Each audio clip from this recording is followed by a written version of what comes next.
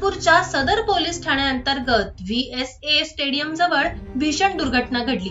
Gas फुग्याच्या सिलेंडरचा blast होऊन एका मुलाचा दुर्दैवी मृत्यू झाला तर 2 जण गंभीर जखमी झाले। त्यांना उपचारासाठी मेयो रुग्णालयात दाखल करण्यात आलं आहे। हा अपघात रविवारी रात्री 8:30 वाजण्याच्या सुमारास घडला।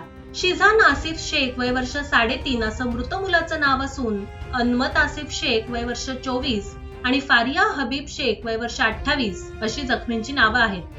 तर आरोपी फुगे विक्रेता सत्येंद्र सिंह घटनास्थळावरून फरार झाला आहे। मिळालेल्या माहितीनुसार हा मुलगा आपल्या पालकांसह सदर परिसरात खरेदीसाठी गेला होता। नाताळच्या निमित्ताने हा चिमुकला आपल्या कुटुंबासह फिरत असताना सदर येथील VCA स्टेडियमच्या परिसरात पोहोचला। दरम्यान गॅसचा फुगा विकत असलेली व्यक्ती चर्च समोर उभी होती। दरम्यान अचानक सिलेंडरचा स्फोट झाला। स्फोट होताच सिलेंडर हवेत उंच उडून मुलाच्या डोक्यावर पडला। या अपघातात मुलाचा जागीच मृत्यू झाला तर अन्य 2 जखमी झाले।